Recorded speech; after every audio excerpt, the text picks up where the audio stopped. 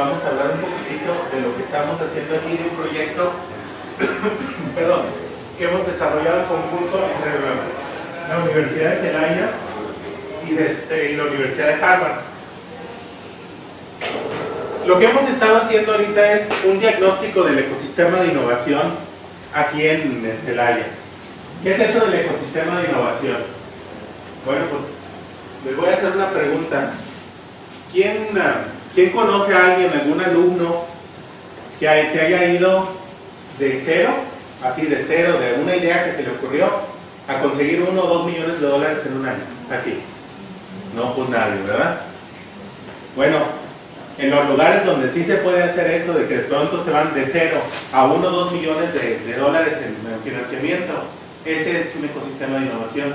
Todos los sistemas de soporte para el emprendedor, todas las cosas en las que yo estoy tratando de lograr que un emprendedor pueda realizar su idea independientemente de su historial de crédito, de su edad, de sus conexiones políticas, de su experiencia profesional y todo eso.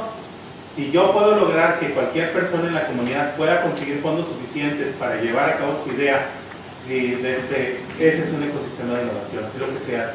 Las actividades que hace en todos lados. Va a ser muy general, pero ahora me voy a ir a lo particular. En un ecosistema de innovación lo que tratamos de hacer es facilitarle la ruta al emprendedor para que pueda conseguir fondos suficientes, pero tenemos una ruta crítica, ¿no? Ahorita me voy a ir para verlo poquito a poquito, pero solamente quería darles un antecedente, ¿no? Porque decían, ecosistema de innovación ya nos va a hablar de los pájaros, de mantarrayas y todo eso. No, les voy a hablar de otra cosa. Bueno, yo estoy en la Escuela de Salud Pública de Harvard. Entonces, ahí nos interesan los objetivos de desarrollo sustentable de las Naciones Unidas. Es la razón por la cual estamos haciendo esto nosotros. Nuestra misión es que estos objetivos se cumplan. Ustedes le dicen Agenda 2030, ¿verdad? Ok. Entonces, queremos nosotros que se cumpla la Agenda 2030. Pero para lograr eso, lo que hacemos es apoyar a la formación de empresas que tengan que ver con sustentabilidad, medio ambiente o con cualquiera de los objetivos de desarrollo sustentable. Entonces, miren, vean esto, miren. Esta es una empresa que se llama Luxelar. Ellos tienen drones para la agricultura. Este dron que está aquí vuela todo el tiempo y detecta si hay problemas en la siembra. ¿Cómo lo detecta? Al checar el contenido de clorofila, ¿no?, promedio de la siembra. Donde haya menos clorofila quiere decir que hay menos fotosíntesis y hay menos planta y hay menos biomasa y todo eso. Entonces le dicen a su amigo que es el helicóptero, que es otro dron que tiene fertilizantes y pesticidas. Ese va e investiga las áreas problemáticas y se da cuenta si es falta de agua, porque tiene sensores de humedad también, falta de agua, si es falta de nutrientes, porque en realidad tiene lo mismo, nomás que está más reducida la hoja, ¿no? O si es una plaga, ahí puede ser cambios en la morfología de la hoja, puede ser mordiditas, puede ser cambios en el color de la hoja, lo que sea. Si piensa que es una plaga, se va ahí donde está esa planta, donde está el epicentro, y fumiga esa planta y las que están alrededor solamente, todo lo demás lo dejan normal. Entonces, este proceso lo hacen periódicamente, de tal forma que al final ellos ahorran un 90% de los pesticidas y un 70% de los fertilizantes, aumentando la producción agrícola un 25%. Esas son las clases de empresas que nosotros apoyamos, ¿no? También está, por ejemplo, esta empresa. Esta empresa se llama Biosense. Ellos son de Baja California. Ellos hacían un Fitbit, hagan de cuenta un reloj no invasivo, o sea, así como este, pero que mide la glucosa en tiempo real. Entonces ustedes comen algo y se dan cuenta de cuáles son sus niveles de glucosa inmediatamente. ¿Qué beneficios tiene esto? Sobre todo aquí en México, que tenemos una incidencia de diabetes bastante fuerte. Uno de cada 4 mexicanos o tiene diabetes o tiene prediabetes, y la mitad de ellos no lo sabe. Y eso nos puede ocasionar algunos problemas como enfermedades cardiovasculares, enfermedades renales, pérdida de la vista, neuropatías de todo tipo y todo eso. Bueno, pero ellos pueden ayudar a mitigarlo, a prevenirlo. ¿Sabían ustedes que si se comen algo y ven su glucosa inmediatamente, pueden ustedes mitigarlo haciendo ejercicio, yéndose a caminar 10-15 minutos y todo? No dejan que esa glucosa se gaste, o sea, se vaya al hígado, se acumule y empiece el síndrome, sino que lo gastan ustedes en energía en esa caminatica y con eso ya le bajan la glucosa y empiezan a ver y empiezan a administrar. Bueno, son muchas cosas. O por ejemplo este de aquí, esta empresa es una empresa española, se llama Proton. Estos cumplen con el Objetivo de Desarrollo Sustentable 7 y 13, que vendrían siendo energía limpia y ver lo de acciones de cambio climático. Ellos hacen ventanas que generan energía eléctrica. Ventanas que generan energía eléctrica. ¿Cómo le hacen? Entre dos vidrios ponen una proteína de algo, esta es una investigadora española que era su tesis doctoral. Ponen una proteína que al darle agua y al exponerla a la luz de cualquier tipo genera hidrógeno. Ese hidrógeno lo utilizan para poder hacer energía ya sea eléctrica o calórica. Y pues este es Proton. Tiene un 77% de mayor efectividad en condiciones de baja luz, sobre todo en el norte de Europa, en el norte de Asia, en Norteamérica y en todos esos lados funcionaría perfectamente bien. Y en lugares donde llueve mucho, porque por ejemplo en el Amazonas, en Colombia, en muchos lados donde llueve mucho que no funcionan tan bien los paneles solares. Les voy a decir cuál es el problema. Todas estas empresas vienen de lugares donde tienen sistemas de soporte a la innovación muy bajos o inexistentes y por eso terminaban conmigo allá en Boston. Ahí me llegaban y me decían, es que yo tuve una idea y gané concursos, doctor. Gané el concurso estatal, el nacional, el internacional y todo, y me devolví a mi casa, me tomo foto con la presidenta de la autonomía, me dice de España, y luego de ahí ya no pasó nada, se acabó. ¿Y qué creen? La misma historia me cuentan en México, en la República Dominicana, en Brasil, en todos lados de Iberoamérica me cuentan la misma historia. Entonces, ¿por qué es esta situación? La situación esta viene por el riesgo. Resulta que todas estas cosas, por ejemplo, supongan el de Proton, donde producen energía y todo, su riesgo es mayor. ¿Por qué? Porque yo te puedo vender una planta generadora de electricidad o te puedo vender los paneles estos de Proton. ¿Ok? Pero como yo no conozco la tecnología, no la sé manejar ni nada, no es un modelo de negocios convencional, entonces el riesgo es mayor y por eso mi tasa de interés va a ser mayor que si compro un generador diésel, por ejemplo, y que tengo un riesgo menor y por lo tanto una tasa de interés menor.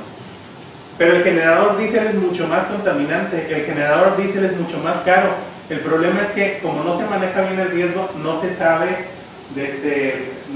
cómo darles dinero a este tipo de personas. ¿Y qué creen? Los bancos no les van a dar. ¿Por qué no les van a dar los bancos? Si yo con un negocio no convencional. Piensen en los depositantes, piensen en todo eso. ¿Por qué no van a dar los bancos? No hay garantía, porque el proyecto no tiene antecedentes, no garantía. Así es, no hay garantías, no hay antecedentes, no sé si me vas a poder devolver el dinero que te estoy prestando. Y mi misión es asegurar que los depositantes obtengan un rédito de lo que está aquí en mi banco. Si en cambio tú me llegas con un hotel, o me llegas con un restaurante, o me llegas algo con un modelo de negocios probado, y me pones un buen plan de negocios con mercadotecnia, con mercado y todo, pues yo sí te voy a dar dinero. Pero me llegas con esto de que vas a poner entre dos vidrios una proteína y me vas a generar energía y que no sé qué, pues nunca lo he visto. ¿Qué hago? Pues no te doy dinero. Peor tantito, tienes 21 años, no tienes historial de crédito, no tienes riqueza propia, no tienes conexiones políticas, no tienes nada, menos te presto. Ahí se te acabó todo. Entonces esa es la razón por la cual no funcionan también los negocios tecnológicos en Iberoamérica. Eso pasa cuando se acaban los apoyos iniciales del gobierno. En Iberoamérica somos bien buenos para el paternalismo, nos encanta el paternalismo.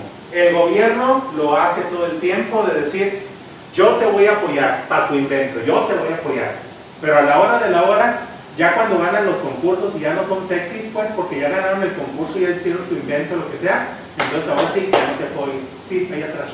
Yo tengo una pregunta. Yo sé, por ejemplo, que de hace 20 años, 25 años hay tecnologías probadas y que ya están inclusive certificadas e incluso hay las patentes específicas. Ejemplo, hay un caso de mexicanos que desarrollaron, por ejemplo, combustibles a partir de nopal. Sí. desde hace 20, 25 años, Sí. y sin embargo nunca hubo el apoyo formal. En ese Muy aspecto. bien, pero yo no represento al gobierno mexicano, No, no, vamos aclarando, no, es lo primero. No. Pero ahora, continúa. A lo que voy es esto, ahí no es una cuestión política, entonces ¿cuál es el aspecto que no se desarrolla? Pues que no hay educación, el banquero no sabe que del nopal se puede hacer de combustible. Ahorita acabo de estar en Quintana Roo, tienen un problema con sargazo gigantesco, ¿ok? Llega el sargazo a la playa, se pudre, y entonces ya que se pudre empieza a oler y se pone el agua chocolatosa y todo eso antes de que está único. Muy bien, hay un proceso que le dicen pirólisis para poder producir combustible. Eso lo utilizaban los nazis en los años 40, era como producían combustible, que utilizaban biomasa, la quemaban sin oxígeno y en base a eso hacían combustible. Entonces yo digo, a ver, ¿por qué no hacemos lo mismo aquí? Y lo primero que me dicen, ¿what? ¿Qué es eso? Y yo les digo, pirólisis. Pero si eso ha estado todo el tiempo, es que nosotros no sabemos nada de eso. ¿Por qué no mejor nomás la quemamos? Porque pierden la oportunidad de hacer energía, le digo, combustible. Pero este proceso tiene 70 años, está aprobado, se utiliza todo el tiempo, pero ¿cuál es la bronca? Que no hay un nivel de educación lo suficientemente bueno como para que sepan los banqueros que esto es un proceso probado. Y eso es bien importante. Ahora, ¿qué pasa si yo le llego a un inversionista de capital de riesgo o una persona que sí está ávida de tomar riesgos? Con un plan de negocios de eso del sargazo, es gratis, por cierto, me lo regalan todo lo que yo quiera, voy y lo recojo antes de que llegue a la arena, así no lo tengo que andar separando de la arena, lo pongo lo acopio en un lugar, le aplico la pirólisis, hago combustible de eso y lo vendo. Imagínense, ellos que son totalmente dependientes de que les manden combustible de Tabasco o de Yucatán, y podrían hacerlo. Entonces en ese momento el banquero dice, yo no te voy a dar para pirón, no sé qué fregado, no la conozco. Pero un inversionista de capital de riesgo dice, yo sí te doy. ¿Por qué? Porque a cambio del 25% de las acciones de tu empresa, yo te doy $3 millones para que puedas desarrollar esta cosa. Te estoy comprando acciones preferenciales. Pero ahora les voy a hacer una pregunta. ¿Cuántos inversionistas de innovación creen que hay así como un venture capitalist, un inversionista de capital de riesgo ahorita aquí en Celaya? Pues bien poquitos, si están por ahí escondidos, ni los conocemos, ¿no? Inversionistas ángeles, ahí les va otra. ¿Tienen una idea ustedes de lo que sea? Por ejemplo, de lo que me estaban mencionando de hacer combustible con el nopal. Y a mí me gustó, yo soy tequilero, no tengo nada que ver con otras cosas, yo soy tequilero. Pero me gustó lo que estás proponiendo, me gustan las implicaciones que podría tener para mí después y todo, entonces por eso yo te digo, te doy $200,000 a cambio del 5% de las acciones de tu empresa. Ok, te voy a hacer una pregunta. En México, si no tienes empresa, ¿cuánto tiempo te tomas en formarla? Unos 2-3 meses, así de 21 días es el mejor que he visto en todo México, por cierto, y eso es porque las regulaciones locales las bajaron. Supongan, ¿ustedes creen que van a poder sostener a un inversionista por 21 días que todavía tenga la intención de darles $200,000 a cambio del 5%? Vamos suponiendo que tengan ya su empresa, no les voy a poner esa limitante, tienen su empresa. Entonces, yo te doy $200,000 en un cheque a cambio del 5% de las acciones de tu empresa. Ok, vayan a depositar aquí en México. ¿De dónde salió? Y es contrabando, estás haciendo lavado de dinero y no sé qué tantas cosas, y por cierto no puedes hacer depósitos en efectivo de más de tanto y que no sé qué y que todo esto. Se fijan, todas esas son parásitos, son cosas que tenemos en el ecosistema de innovación. Vamos viendo Boston, las comparaciones son malas, pero vamos viendo Boston. Tienen lo de combustibles con nopal y entonces lo vas a producir ahí en España. Por cierto, en España no tiene ninguna utilidad el nopal y pulula en el sur de España, supongan, ¿no? Y nos reunimos tú y yo en un café ahí en Boston, me gusta tu idea, saco mi chequera, $200,000 por el 5% de las acciones de la empresa. Y tú me dices, espérame tantito, mira, vamos haciendo una cosa, déjame que mi equipo legal te prepare todos los documentos y todo eso, y nos vemos mañana en la noche para cenar y ya hacemos toda la transacción. Y de pronto, tú no tenías empresa, te sales de ahí, ya saliendo de ahí y todo, y te vas al municipio, así sean las 8 o 9 de la noche, y va a haber alguien que te va a recibir, Y vas a llegar todo acá, todo asustado y todo. ¿A qué hora me puedes recibir mañana? Porque necesito hacer una empresa y quiero decir, no. Tómate un vaso con agua, un chocolatito y todo, siéntate. ¿Qué quieres? ¿De qué es tu empresa? No, pues mi empresa va a ser de biocombustibles por nopal y todo. Siéntate. Mira, tenemos dos opciones. Una, te puedo hacer una corporación del agua en donde te puedes incorporar y todo eso, pero te cuesta $400. O te incorporas aquí en Massachusetts y es gratis. Si haces una corporación de Massachusetts es gratis, ¿qué quieres? No, pues todo sí, gratis, ¿no? Sobre todo soy emprendedor, no tengo dinero. Ahí pues ahí está, ¿no? Entonces, ¿qué se asegura con eso el gobierno? Que después tú vas a pagar impuestos en Massachusetts. Y luego ya te tratan como el cliente, ¿no? Ya estás tú sentado bien a gusto con tu chocolate y todo, y te dicen, oye, ¿cómo se llama el inversionista ángel al que le quieres dar el 5%? No, pues que se llama Ramón Sánchez. Pues Ramón Sánchez, 5%.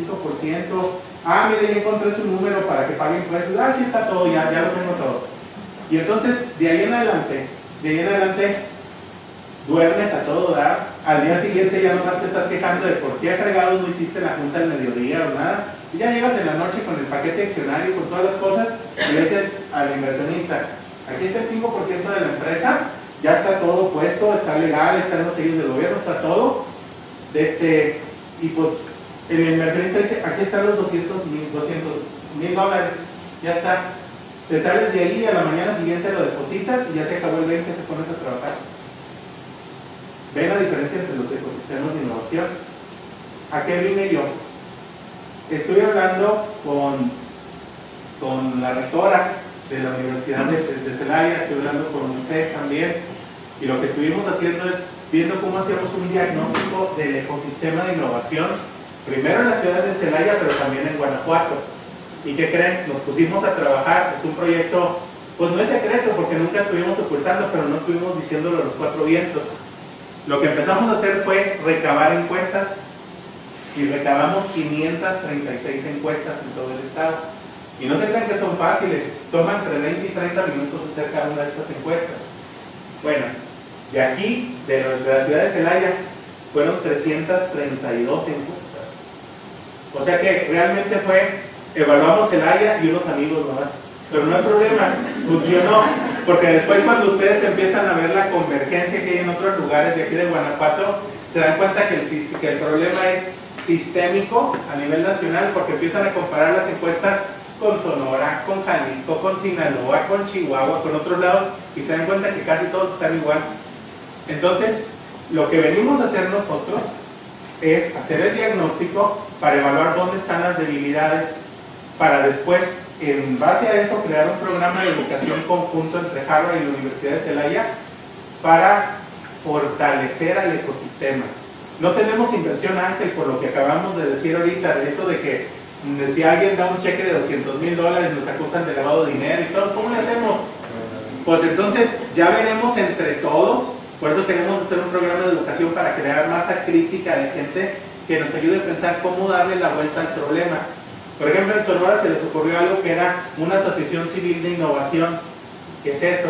Una asociación civil que puede dar deducible de impuestos, que puede dar vouchers deducibles de impuestos a quien done, pero que tiene el mandato de el 97% del dinero que reciba se lo tiene que dar a los emprendedores en un año o menos.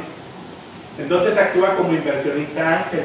A cambio a veces le dan acciones en la empresa como si fuera un inversionista ángel, pero lo hace todo legal. Y entonces el empresario da dinero, inmediatamente recibe el voucher para poder deducir impuestos. La asociación civil, que por cierto apenas está empezando, así que no se crean que tenemos historias de éxito todavía, le puede dar al emprendedor sin ningún problema el dinero, porque viene de una asociación civil, se dice de dónde viene, cuál es el fondo, por qué ella está registrada ante el gobierno y todo, y el emprendedor va y deposita eso, o la asociación deposita en la cuenta del emprendedor o lo que sea, ya directamente y no tiene ningún problema. ¿Se fijan cómo le dieron la vuelta a una cosa? Ahora estamos viendo, por ejemplo, cómo atraemos a inversionistas de capital de riesgo.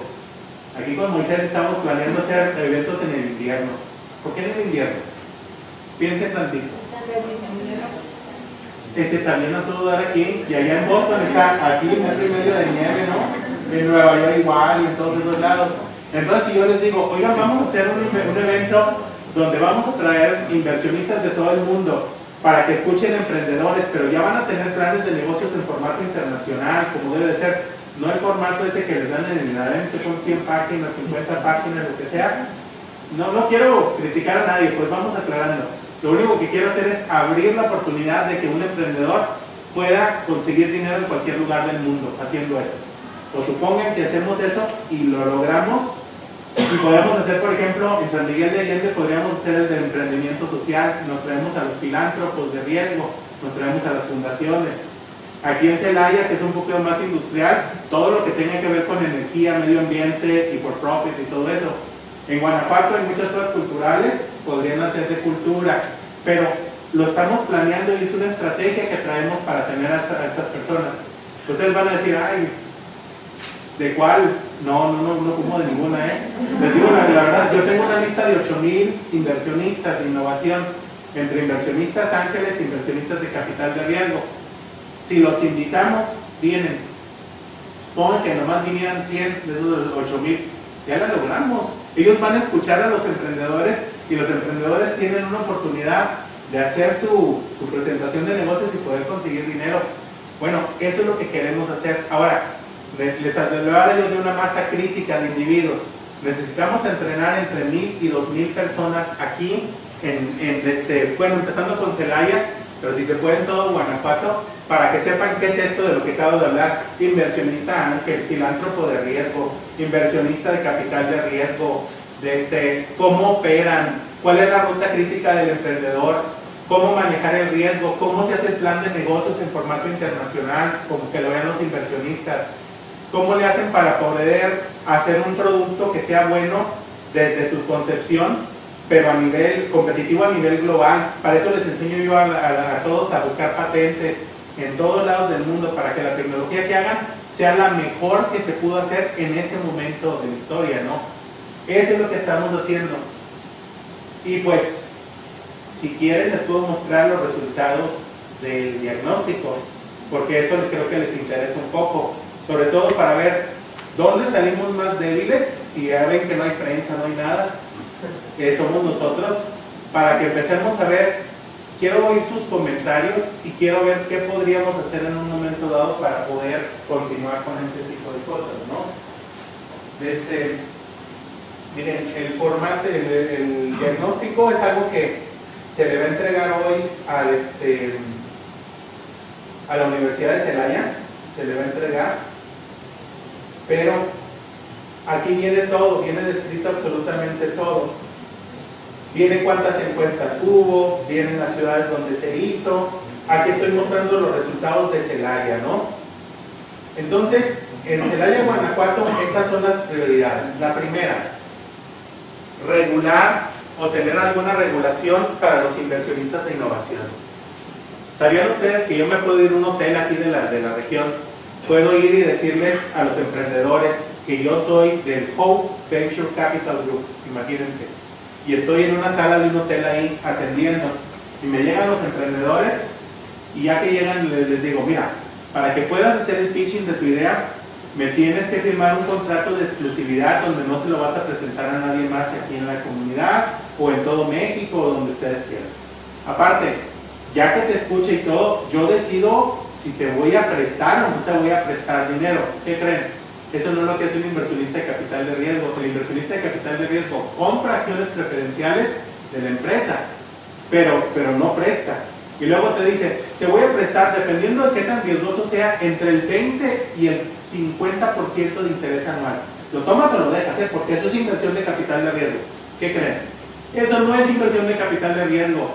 Pero como no está tipificado en la ley que es un inversionista de capital de riesgo, cuáles son sus atribuciones y responsabilidades, técnicamente si me agarran yo les digo, ay mira, es que de donde yo vengo el capital de riesgo así se maneja.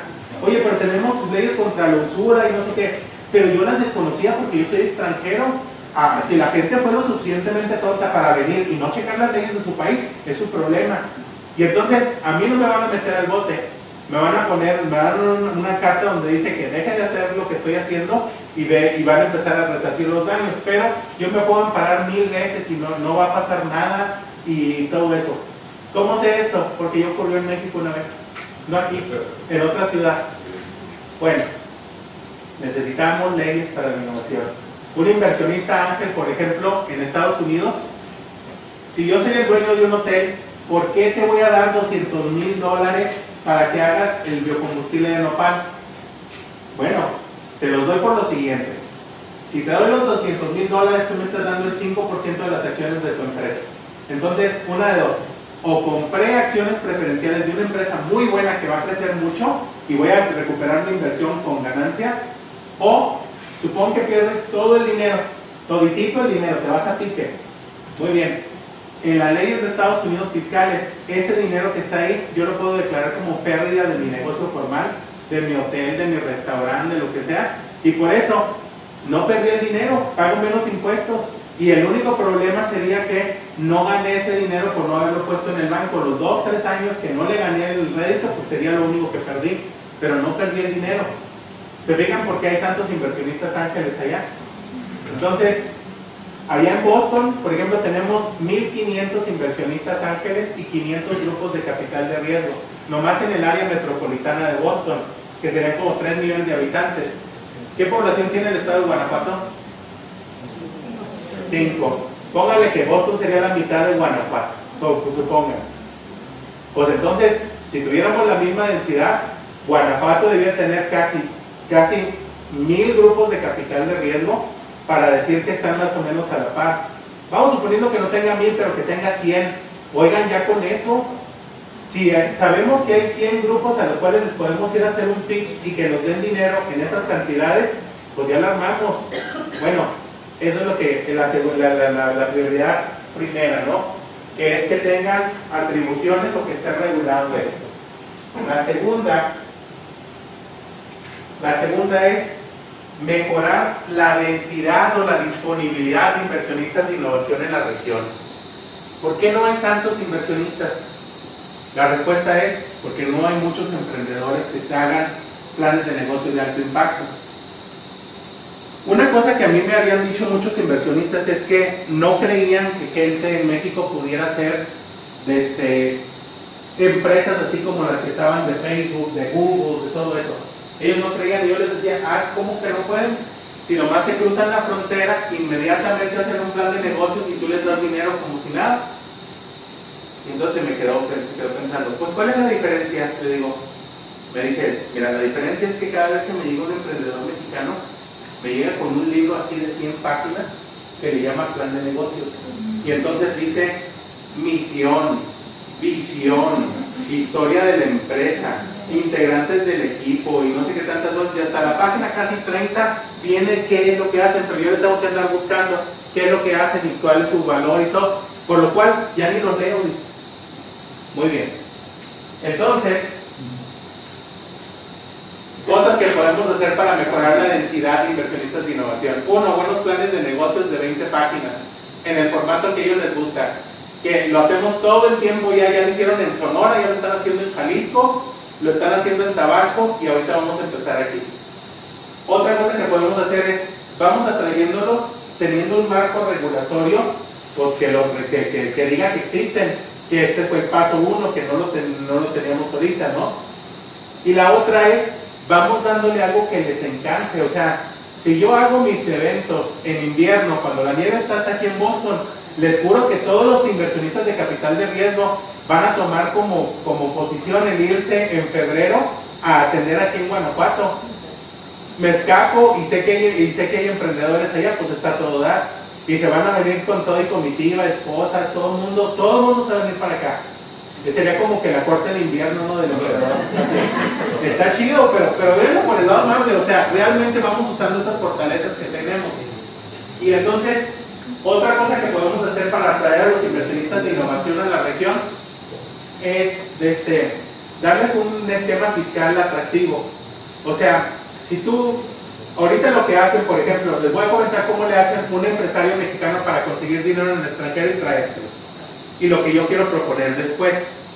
Un empresario mexicano lo que hace es lo siguiente: crea una empresa aquí, el Bajío SDRL, por ejemplo, la Sociedad de Responsabilidad Limitada, aquí está, el Bajío SDRL, y crea el Bajío USA, crea 2 empresas.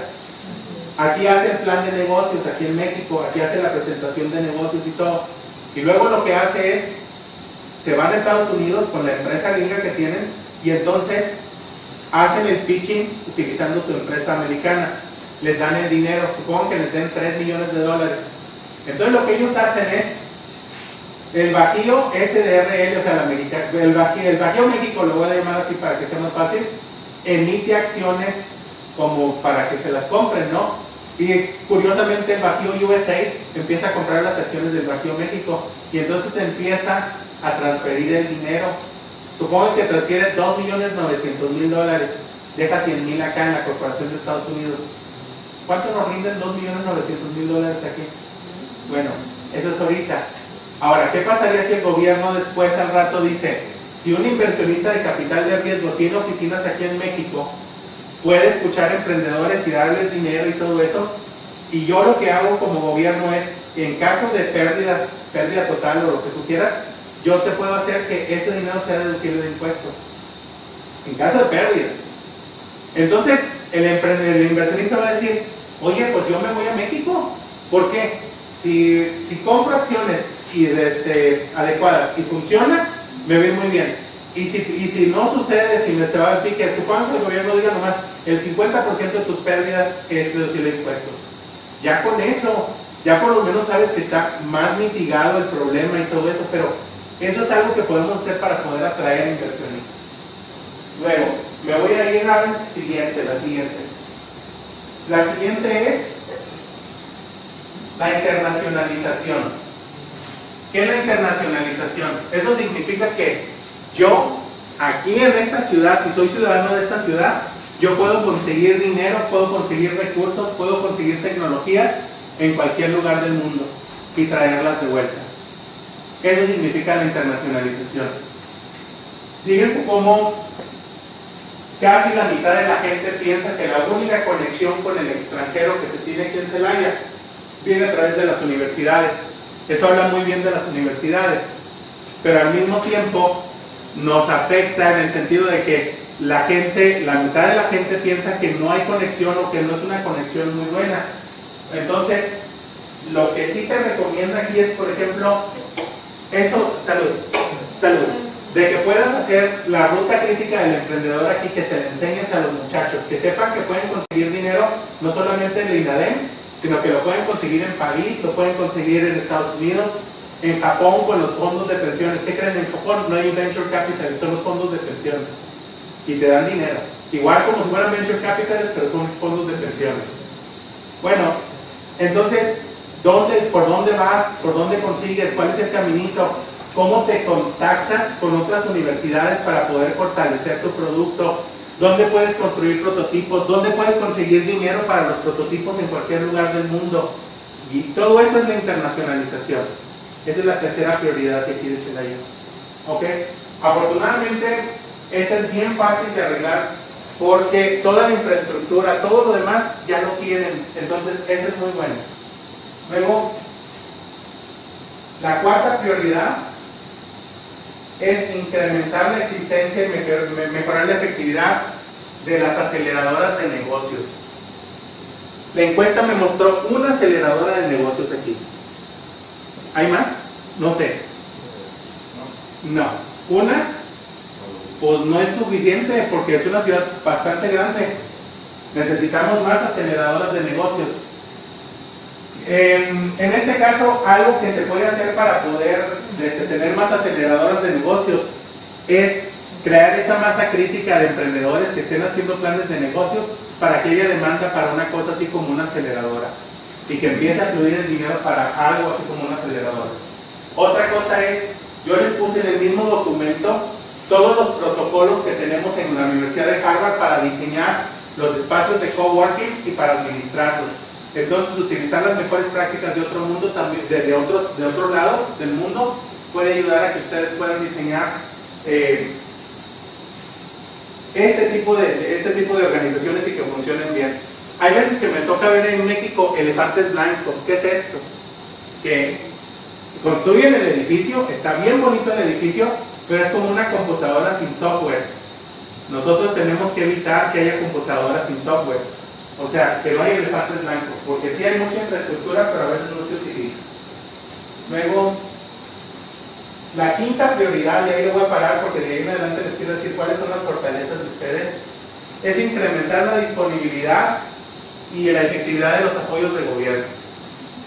Van a decir, qué gacho te surtiste al gobierno. Sí, nomás que en otros ecosistemas de innovación aquí en México, esta es la prioridad 1. Aquí se fue hasta la 5. ¿Qué significa eso? Que sí hay apoyos. El problema que tenemos es una asimetría de la información increíble. Hay gente que se sabe todo. ¿Cuándo van a salir las convocatorias? ¿Con qué convocatorias te pueden dar dinero? ¿Dónde puedes utilizarla? ¿Cuáles son los recursos para poder apelar o no sé qué tantas cosas? Todo. Hay una población que sabe todo. Yo les llamo a los expertos en cómo bajarle dinero al gobierno. Esos se lo saben todo. Y está el resto de la población. Yo diría que el 90% de la población no sabe todas estas cosas. Entonces tenemos dos poblaciones. ¿Cómo podemos resolver esto? Con un programa de educación. Y el programa de educación debe de incluir también el cómo funciona el gobierno para dar apoyos. ¿Hasta dónde da apoyos el gobierno? Que no piensen que el gobierno me va a dar apoyo desde que se me ocurre la idea hasta que esté cotizando en la bolsa de valores de Nueva York. El gobierno me va a dar dinero al principio para construir mi prototipo y va a organizar tareas científicas para que yo pueda presentar mi prototipo. De ahí en adelante la labor del gobierno es hacer buenas leyes para que haya inversionistas de innovación en la región que me permitan escalar todo esto. Así funciona en casi todos lados, en Francia, en Israel, en Estados Unidos, recientemente en Japón. Así funciona. Entonces, sí necesitamos ese tipo de cosas. Ahora, la ventaja es que no están como en otros lados. Aquí solamente el 12% de la gente considera que no existen apoyos del gobierno. Si les mostraba Tabasco, 50, 60, 70% de la gente piensa que no hay apoyos del gobierno para poder hacer una empresa de alto impacto. Aquí nomás el 12%. Entonces, estamos bien, pero de todos modos es algo que es digno de mencionar. Ahora, me voy a ir con las fortalezas que vendrían siendo las prioridades 11 y 12, digo 10 y 11. La primera, Celaya salió con el mayor score de toda la República Mexicana en vinculaciones. Quiere decir que la industria se está vinculando de alguna forma con el sector, con las universidades e instituciones de educación superior. El área de oportunidad que vimos aquí es que muchas de las vinculaciones son vinculaciones pasivas. Sí se entienden y sí existen, pero son vinculaciones pasivas. El 42% de la gente piensa que la vinculación académica solamente es de que reciben pasantes, hacen acuerdos o memorándums de entendimiento y siguen intercambiando pasantes. Me recibes pasantes todo el tiempo y eso es vinculación. Eso piensa el 45% de la población. Sin embargo, cuando ustedes empiezan a ver el resto de la población, o sea, teníamos ¿cuánto era el 42? Pero déjenme ver el primero, nomás para ver cuánto era el resto. Creo que era el 2.8% que dijo que no había vinculación, es el 2.3. Súmeme 2.3 y 42.5, serían como, el 42.5 sería como el 45% de la gente piensa que o no existe o es pasiva, todos los demás piensan que es activa. Nuestra labor aquí es ver las mejores prácticas de los que tienen unas buenas colaboraciones o vinculaciones activas y permearlo en toda la población. Pero esta es una fortaleza, porque salieron de lo más alto en vinculación que he visto en todo México. Y salieron a nivel, por ejemplo, de algunas poblaciones de Estados Unidos que no son centros o hubs de innovación todavía, pero que tienen buenas vinculaciones, ¿no? Y luego, la última prioridad es el mejorar la diversidad profesional y de educación de financiamiento de empresas de alto impacto. Miren, lo que les acabo de decir ahorita, en un video aplicado para todos los estudiantes que se van a graduar de instituciones de educación superior aquí en el estado. Y eso es todo lo que se necesita, todo lo demás ya lo tienen. Casi no cuesta.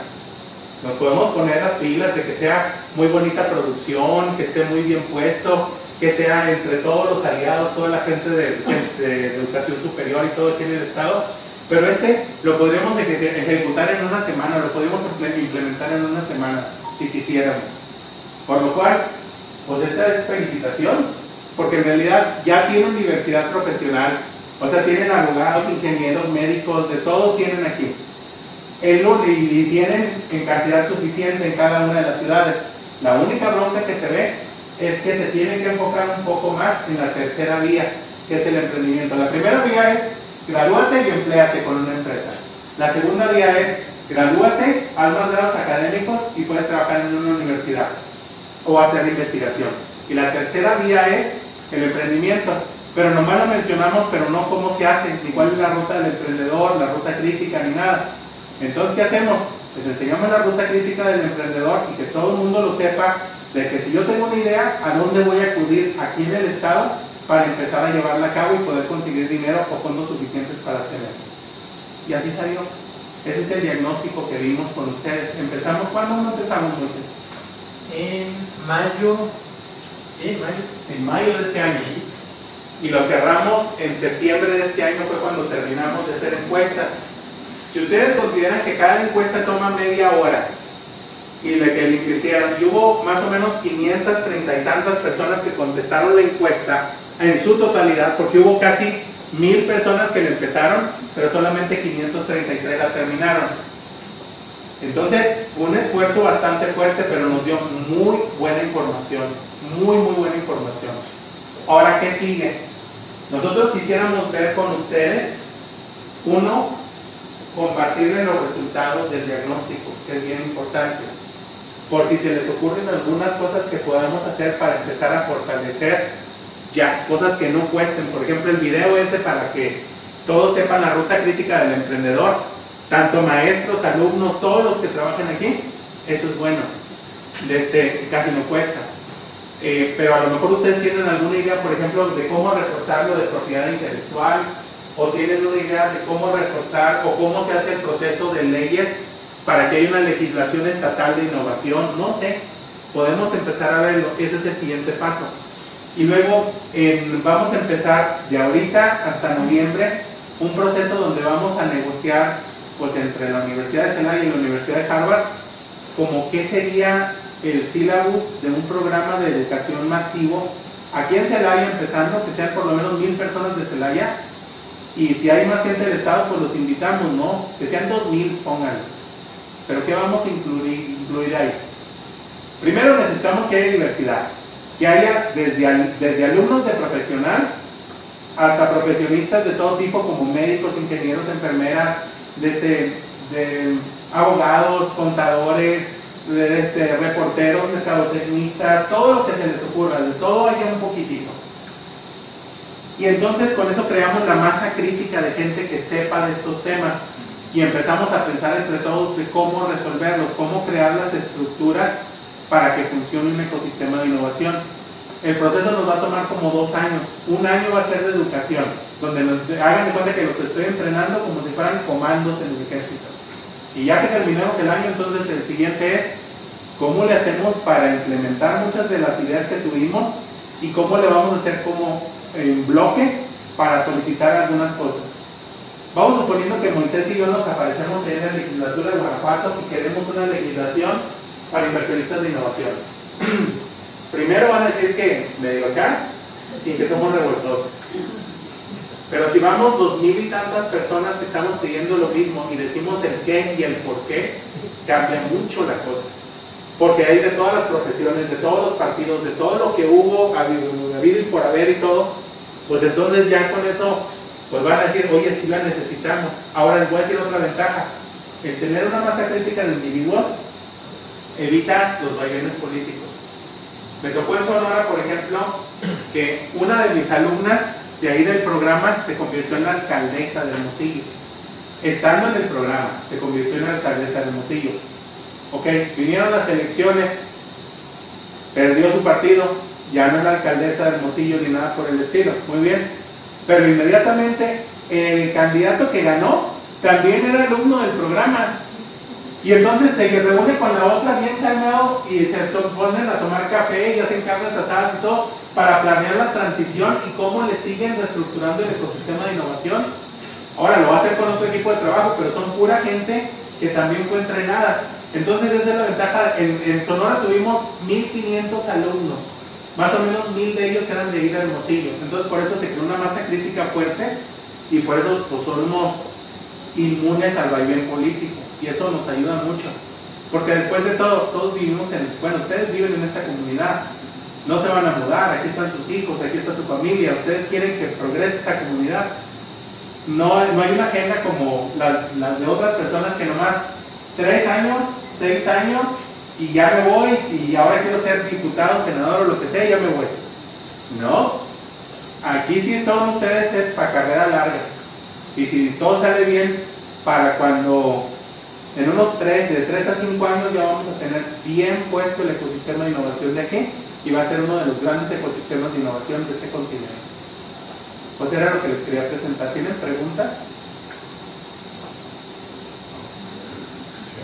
Quisiera conocer los planes de negocio internacionales. Eso, ahorita se los mando. Miren, lo que puedo hacer es bien sencillo. Se los paso a Moisés y Moisés se los pasa a ustedes. Les puedo pasar el formato de plan de negocios internacional para que lo empiecen a manejar. O sea, está el formato y adentro está el formato internacional también. Entonces se lo paso a Moisés y ahí ellos lo distribuyen. La presentación con la que empecé, me gustaría que la vieran también. A pesar de que no se las di todas, no importa, porque creo que la van a entender bastante bien. Ahí expongo el caso de lo que hablé, la diferencia entre el emprendedor mexicano y el emprendedor en Estados Unidos. Entonces la pueden ver. Les voy a pasar casos de estudio como para que empiecen a verlo, pero lo más importante, el diagnóstico, que lo vean y empiecen a pensar, aquí hago mi nota de cómo podría hacerse esto, o cómo creo que podría hacerse esto, o si no sé, qué se debería de enseñar para que todos en la población pudiéramos tener la capacidad entre todos de crear esto. Hagan de cuenta, crear un enjambre de abejas, no, una abejita solita pues no va a ser mucha miel, pero entre todos hacemos muy buena mancuerna. ¿Qué pasó? Me gustaría comentar, el día de hoy y mañana va a estar aquí el doctor Ramos con nosotros. ¿Cómo verían la opción de que, considerando justamente hacer esta sinergia, ¿no?, con la comunidad universitaria, que los alumnos de algunos grupos específicos que ustedes consideran que podrían sumarse justamente en esta iniciativa, el día de mañana de 8:30 a 10 pudieran escuchar todo lo que el doctor Ramón nos está compartiendo sobre innovación aquí en el estado y esta iniciativa de las diferentes carreras en el teatro. Podríamos hacer ahí un espacio de esto y que los mismos alumnos pudieran tener en directo toda esta valiosa información, platicar, abrir un poquito ahí con preguntas, todo esto. ¿Cómo ven esa opción? ¿Sí les parece bien? Mañana podría ser de 8:30 a 10 en el teatro. Después vamos a tener, como el doctor Ramón, vamos a ir a Guanajuato, porque tendríamos allá reuniones con las personas ahí de Closter, todo esto, pero en la mañana podríamos tener esta reunión con los alumnos, ¿no? El doctor Ramón con los estudiantes. Gaby, ¿serían los alumnos, verdad? Bueno, alumnos, maestros, de todo. Bienvenidos, es la comunidad universitaria aquí de la UNI, ¿no? Muy bien. Sí. No sé si mañana tenemos visita. Bien. Los directores, no sé. Sí. ¿A qué hora es la visita? Para los directores de 9 a 10. De 9 a 10, ok. Aquí sería con los alumnos, o sea, a lo mejor, entonces, sí que dice, bueno, en comercio, este grupo y este grupo por su perfil y puede ir ver por los alumnos, ¿no? Angélica, nutrición, o sea, cada una de las carreras, si me pueden comentar esto y vemos, tenemos la capacidad suficiente ahí en el teatro. ¿Qué les parece bien? ¿Cómo ven la opción? Ok. Porque les podría servir mucho para los proyectos que están haciendo y más si les podemos presentar lo que vamos a hacer plan de negocio internacional. Perfecto. Y eso ya lo podemos implementar desde hoy, que viendo esos formatos y esas cosas ya se las podemos pasar y lo que necesiten.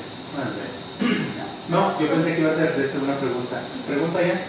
Gaby. Bueno, Me encanta este tema. Estamos estudiando una cosa relacionada con esto, coincidimos. Aquí en Celaya ya se hizo el primer intento, ya hay siquiera un grupo de personas, ángeles inversionistas, Sí. ya hay uno.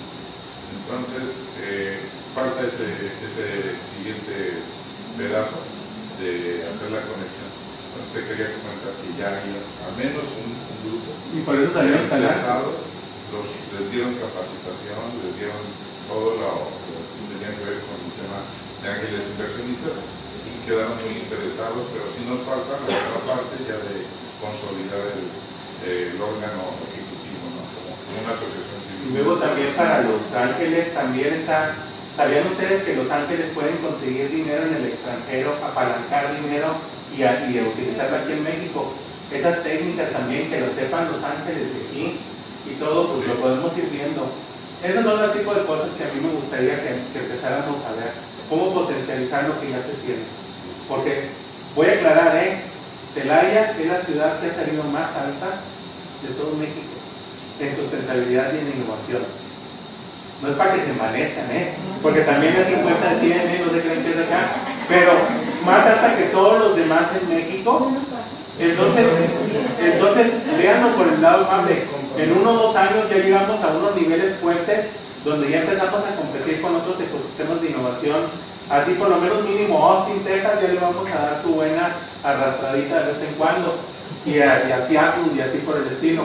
Nos toma mucho tiempo llegar a ser Silicon Valley o Boston para desarrollar nuestros inversionistas locales, pero por mientras los traemos aquí y aquí atienden de vez en cuando.